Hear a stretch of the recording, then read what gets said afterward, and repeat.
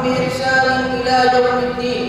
أما بعد، مشفقوں مربی اساتذہ کرام، مہمانان اکرام اور حاضرین جلسہ، آج کے اس سالانہ جلسے میں مجھے اس موضوع پر لفظ کی جسارت کا موقع ملا ہے. اس کا عنوان ہے منصب افتاء کی اہمیت اور کار افتاء کی نزاکت. دین اسلام میں منصب افتاء کی جو اہمیت و افادیت ہے وہ کسی سہل ایمان سے باقی نہیں، لیکن یہ کام جہاں عظیم الشان اور باعث اجر و ثواب ہے، وہی انتہائی پرخطر اور نازک بھی ہے.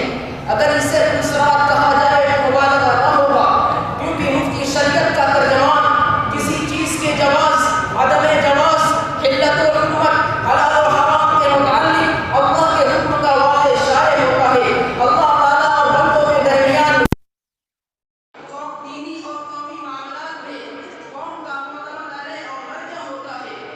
فتویٰ کا مقصد، افتاء کا مقصد زندگی اور اسلامی معاشرے سے گہرا ربط و تعلق ہے.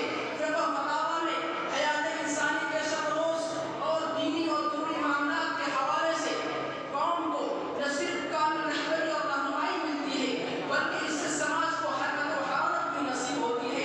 انہی فتاویٰ کے ذریعے کہنہ مشق اور نقد شناس مفتیان کرام ملت کو درپیش مسائل کا حل بتاتے ہیں اور حکمت افزائی کو آگے سراغ فراہم کرتے ہیں.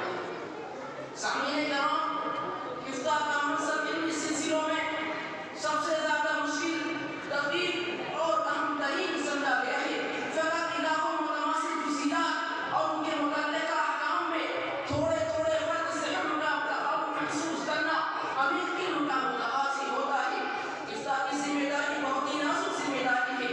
اس کا اندازہ اس سے کیا جا سکتا ہے کہ اللہ تعالیٰ نے فتویٰ کی نسبت اپنے آپ کی طرف کی ہے. اللہ تعالیٰ فرماتے ہیں قُلِ اللَّهُ يُفْتِيكُمْ فِيهِنَّ. ایک اور موقع پر ارشاد ربانی ہے قُلِ اللَّهُ يُفْتِيكُمْ فِي الْكَلَالَةِ. گویا اللہ کی ذات خود مفتی ہے. پھر اللہ تعالیٰ نے اپنے